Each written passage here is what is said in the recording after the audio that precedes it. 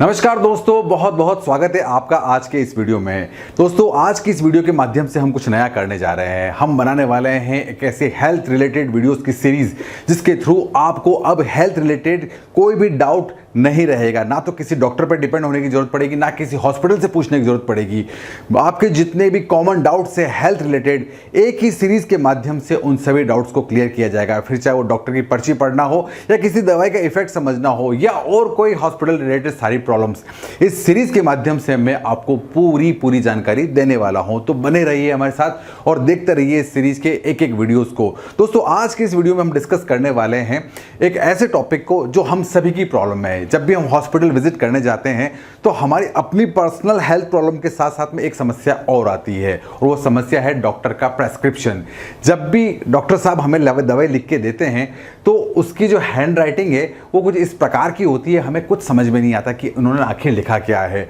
आखिर इतने qualified doctors इस प्रकार की हैंड राइटिंग लिखते ही क्यों हैं? चलिए कोई बात नहीं, अगर लिखते हैं तो क्या कोई ऐसा तरीका है जिससे हम इस हैंड राइटिंग को समझ सकते हैं? जी हाँ दोस्तों, आज की इस वीडियो के बाद अब आपको किसी भी डॉक्टर की खराब हैंड राइटिंग पढ़ने के अंदर जो कुछ मेन जिसमें चीजें लिखी हुई है आपको दिक्कत नहीं आएगी। उससे रिलेटेड सारे जितने भी कीवर्ड्स हैं, जो सिंबल्स हैं, वो आपको अब समझ में आएंगे। इस वीडियो को प्लीज पूरा देखें और अच्छे से समझें कि ये पूरा जो पर्चा है आखिर इसमें लिखा क्या होता है। चलिए शुरुआत करते हैं और समझते हैं किसी भी डॉक्टर की जो पर्ची है उसके कुछ पार्ट्स होते हैं। तो हम बात करते हैं पार्ट्स ऑफ प्रेस्क्रिप्शन की। 2 मिनट में हम समझते हैं फटाफट। जो पहले का ऊपर का जो हिस्सा होता है इसमें लिखा होता है मरीज का पूरा ब्यौरा, कि क्या नाम है, पता है, कहां के रहने वाले हैं, उम्र क्या है। तो ये बेसिक जो जानकारी है इसको हम लोग बोलते हैं पर्सनल डिटेल ऑफ पेशेंट, जो ऊपर लिखी हुई होती है। ये हिस्सा इससे रिलेटेड होता है। तो दूसरा जो हिस्सा होता है यहां पर जो अक्सर डॉक्टर लिखते हैं वो होता है सुपरस्क्रिप्शन। ये जो हिस्सा होता है यहां पर अक्सर मरीज की डिटेल लिखी जाती है कि उसका बीपी क्या है या उसकी हिस्ट्री क्या है, उसके क्लिनिकल सिम्टम्स क्या है, पुरानी जो जितनी भी चीजें हैं वो यहां पर जाती है। इसको बोलते हैं सुपरस्क्रिप्शन। तीसरा जो हिस्सा है हमारे पास वो है वो इंस्क्रिप्शन। इंस्क्रिप्शन का मतलब होता है कि अब जितनी भी जो जांच के बाद जो दवाइयां लिखी गई है उसको यहां पे लिखा जाता है, और जो दवाइयां दी जा रही है उसके बाद उसको कैसे फॉलो करना है, किस मात्रा में लेना है। जो चौथा हिस्सा है वो है सब्सक्रिप्शंस। इससे थ्रू हमें यह पता लगता है कि डॉक्टर को जो दवाइयां हमें दी है वो कब कब कितने लंबे समय तक हमें लेनी है। और लास्ट वाला जो पार्ट है उसको सिग्नेचर कहते हैं, जो लास्ट में हमें बताएगा कि इसके अंदर और कौन से फर्दर इंस्ट्रक्शंस हैं कि इस दवाई को, जो एक फार्मासिस्ट के लिए निर्देश होते हैं वो हमें यहाँ होते हैं। अब एक एक पार्ट को हम समझते हैं कि ये कैसे कैसे वर्क करता है। जो पहला हमारा जो पार्ट है जो आपने देखा वो है सुपरस्क्रिप्शन। ये इसमें जो पहला चीज आती है वो आती है RX। अक्सर आपने देखा होगा कि डॉक्टर लिखते हैं RX। दोस्तों, RX जो है एक लैटिन वर्ड है जिसका मतलब होता है आप लीजिए, यानी कि कोई चीज प्रेस्क्राइब करने के लिए डॉक्टर RX लिखते हैं और उसके बाद अपना प्रेस्क्रिप्शन लिखते हैं। तो ये एक लैटिन वर्ड है, इसका मतलब प्रेस्क्रिप्शन से होता है। दूसरा लिखा होता है CO।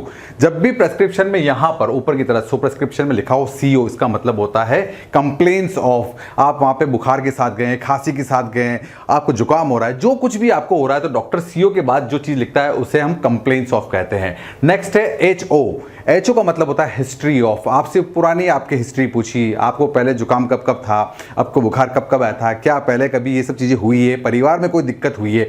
तो जो भी हिस्ट्री है आपकी यहाँ पर HO के बाद में लिखी जाती है। नेक्स्ट है OE। इसमें मतलब है ऑन एग्जामिनेशन। आपका क्लिनिकल चेकअप किया गया, पूरा सब कुछ देखा गया, आपका हाइट वेट सब कुछ देखा गया और डॉक्टर ने जो महसूस किया उसके बाद वो HOE कर इसमें OE के बाद लिखते हैं। नेक्स्ट आता है TX। इसका मतलब होता है ट्रीटमेंट।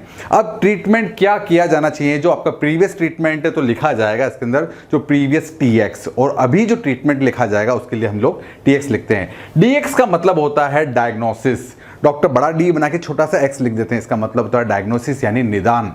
आपको क्या जो कुछ भी उन्होंने आइडेंटिफाई किया उस बीमारी को जो लिखा है उस DX के बाद वो जो अक्सर लिखते हैं वो बीमारी को वो DX से लिखते हैं, या अक्सर वो इस साइन को भी बनाते हैं। इसका मतलब भी डायग्नोसिस भी होता है। नेक्स्ट जो है वो यहां पर SS है। जब भी S/S लिखा जाएगा इसका मतलब होगा साइंस एंड सिम्टम्स। जो भी लक्षण आपको बीमारी के दिख रहे हैं, आपको नाक बह रहा है, आपको जुकाम हो रहा है, आपको बहुत ज़्यादा खांसी आ रही है, जितनी भी चीज़ें लिखी जाएगी वो S/S के बाद लिखी जाएगी। नेक्स्ट जो होगा T टी का मतलब अगर सिंपल टी लिखा हुआ है तो इसका मतलब होता है टेम्परेचर। अक्सर हम टेम्परेचर जो देखने के बाद टी के बाद इसकी वैल्यू लिखते हैं। पी आर का मतलब होता है पल्स रेट। आपकी जो नाड़ी है उसको देखेंगे और चेक करेंगे कि आपकी पल्स किस हिसाब से चल रही है, आपका हृदय किस गति से धड़क रहा है। आर आर का मतलब होता है रेस्पिरेशन रेट, किस गति से आपका श्वसन चल रहा है, आपकी सांस चल रही है। तो ये सारी चीज़ें जो है वो सुपरस्क्रिप्शन में आती है। और लास्ट में आती है एच आर, हार्ट रेट, आपका जो हृदय है वो किस गति से धड़क रहा है। तो ये जितने भी चीज़ें हमने देखी है, नॉर्मली इससे और भी चीज़ें हो सकती है, लेकिन मोस्ट कॉमन जो चीज़ें यूज़ की जाती है वो सुपरस्क्रिप्शन में ये यूज़ की जाती है। इसके बाद जो हमारा जो पार्ट आता है वो आता है इंस्क्रिप्शन। इंस्क्रिप्शन का मेन पार्ट होता है जब एक बार सारी चीज़ें देखने के बाद अब डॉक्टर जो है दवाई लिखते हैं। अब दवाई लिखने में जो चीज़ें कुछ कॉमन टर्म्स होती है वो हम एक एक करके समझते हैं। एक आता है दवाई लिखने के बाद लिखा जाता है बीडी। बीडी का जो अर्थ होता है वो होता है 2 टाइम्स अ डे, दिन में 2 बार। कोई भी दवाई अगर बीडी है यानी दिन में 2 बार लेनी है। फिर आता है ओडी। ओडी का मतलब होता है वंस इन अ डे। किसी भी दवाई के आगे अगर ओडी लिखा है तो उसको दिन में 1 बार लेना है। टीडीएस का मतलब होता है दिन में 3 बार, 3 टाइम्स अ डे, दिन में 3 बार। उसके बाद क्यूडी, यदि किसी भी दवाई इंजेक्शन के बाद लिखा रहता है क्यूडी, इसका मतलब है प्रतिदिन, एवरी डे, रोज हमें लेना है। क्यूआईडी अगर लिखा है तो इसका मतलब है 4 टाइम्स अ डे, दिन में 4 बार लेना है। तबीयत बहुत खराब हो सकती है, बहुत सारी दवाइयाँ ऐसी होती है जो दिन में 4 बार रेकमेंड की जाती है। एचएस का मतलब होता है बिफोर स्लीप, सोने से पहले। अक्सर दवाइयों के सामने आप जो बुजुर्ग लोग हैं उनकी बहुत सारी दवाइयाँ ऐसी होती है जिनके आगे एचएस लिखा होता है, इसका मतलब होता है before sleep. BBF, before breakfast. जी हाँ, अगर आप नाश्ते से पहले किसी दवाई को लेना है तो उसे बिफोर ब्रेकफास्ट हम लोग कहते हैं। पीसी का मतलब होता है आफ्टर मील, खाना खाने के बाद जो दवाइयाँ ली जाती है उसके बाद हम पीसी लिखते हैं। और एसी का मतलब होता है इसके अंदर बिफोर मील, खाना खाने से पहले जितनी भी दवाइयाँ ली जाती है उनके आगे इस प्रकार के कोड लिखे होते हैं। इन सभी कोड के माध्यम से आप अब डिकोड कर सकते हैं कि आपकी दवाई किस टाइप की है। तो इसके माध्यम से अब हमको ये चीज़ समझ में आ गई। अब दवाइयाँ लिखी गई है, उसको कब कब कैसे कैसे लेनी है, उसका मेथड क्या रहेगा, उसका रूट क्या रहेगा, ये सारी जानकारी जो है इस पार्ट में होती है। अगर किसी दवाई के साथ में लिखा गया है स्टेट, इसका मतलब होता है इमीडिएटली, उसी वक्त इंजेक्शन को लगाना है। आप हॉस्पिटल विजिट के लिए गए और आपकी तबीयत कुछ ज़्यादा खराब है तो डॉक्टर ने लिख दिया स्टेट, इसका मतलब यह है कि आपका इंजेक्शन लिखा है जो आपको अभी लगाना है इमीडिएटली, बिना किसी समय को गवाए। अगर कैप लिखा है तो आप जानते हैं, मोस्ट ऑफ लोग जानते होंगे कि इसका मतलब होता है कैप्सूल। अगर टैब लिखा है इसका मतलब होता है टैबलेट। अगर आईएनजे लिखा है इसका मतलब होता है यह एक इंजेक्शन फॉर्म में दिया जा रहा है।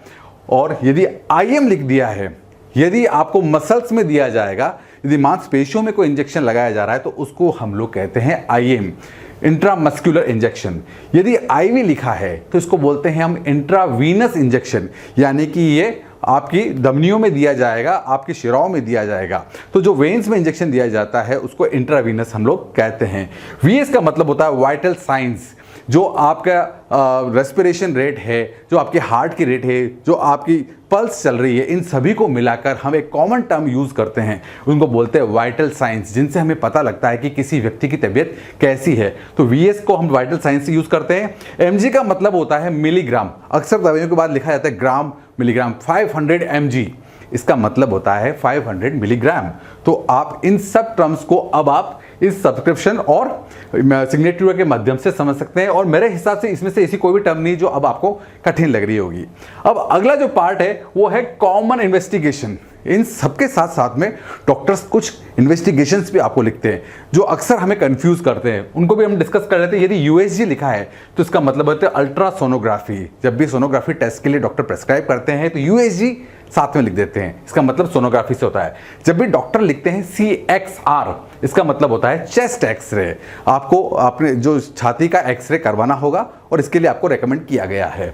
CBC लिखा है यदि, तो ये एक ब्लड टेस्ट है जिसमें मतलब होता है कंप्लीट ब्लड काउंट। आप एक ब्लड का पूरा टाइप जिसमें आपका सैंपल लिया जाएगा और आपको अलग अलग तरीके से ब्लड को एनालाइज किया गया, इसको हम कंप्लीट ब्लड काउंट कहते हैं। HB एक बहुत कॉमन टर्म है जिसका मतलब होता है हीमोग्लोबिन टेस्ट के लिए आपको कहा गया है। हो सकता है आपके ब्लड में हीमोग्लोबिन लेवल कम हो। यदि ESR लिखा है तो इसे बोलते हैं हम इरिथ्रोसाइट सेडिमेंटेशन रेट। हमारे ब्लड में जितने भी जो सेल्स हैं, जो उसकी कणिकाएं हैं, उसके अंदर बैठने की जो कंडीशन है उसको हम एरिथ्रोसाइट सेडिमेंटेशन रेट कहते हैं। एरिथ्रोसाइट्स हमारी ब्लड सेल्स होती हैं, ये इसको हम बाद में डिटेल में और डिस्कस करेंगे। फिलहाल अभी याद रखिए ESR लिखा है यानी कि एरिथ्रोसाइट सेडिमेंटेशन रेट। MRI यदि लिखा है तो इसका मतलब होता है मैग्नेटिक रेजोनेंस इमेजिंग। जी हाँ, MRI एक कॉमन टेस्ट है। यदि आपको बॉडी को मैग्नेटिक वेव्स के थ्रू आपको पता लगाना हो कि आपकी बॉडी में क्या दिक्कत है तो हम उसे MRI के थ्रू करते हैं। CT स्कैन का मतलब होता है कंप्यूटेड टोमोग्राफी स्कैन, ये भी इसी तरह की इमेजिंग होती है। और हमें बॉडी टेस्ट जब डॉक्टर लिखते हैं तो अंदर की चीज़ों को एनालाइज करने के लिए हम लोग CT स्कैन का यूज़ करते हैं। ECG इलेक्ट्रोकार्डियोग्राम अक्सर हार्ट रिलेटेड प्रॉब्लम्स को आइडेंटिफाई करने के लिए डॉक्टर ECG करते हैं। एक लंबा पर्ची नुमा आपने जरूर देखा होगा जब इलेक्ट्रोकार्डियोग्राम की पर्ची निकाली जाती है। तो ये कुछ खास और इम्पोर्टेंट टेस्ट थे जिसके थ्रू आपका डायग्नोसिस बनाया जाता है। मैंने कोशिश की दोस्तों कि एक डॉक्टर की पर्ची को हम किस तरीके से एनालाइज कर सकते हैं। इसमें बहुत सारे कंपोनेंट से हो सकता है जो अभी इस वीडियो में कवर नहीं किए जा सके हैं, लेकिन मैं आपको विश्वास दिलाता हूं कि आने वाली सीरीज में मैं उन सभी को भी क्लैरिफाई करने की कोशिश करूंगा। मुझे विश्वास है कि आप इस चैनल से जुड़े रहेंगे और इस सीरीज से आने वाले और भी वीडियोस को जरूर देखेंगे। धन्यवाद, बहुत बहुत शुक्रिया आपका इस वीडियो को देखने के लिए। Thank you.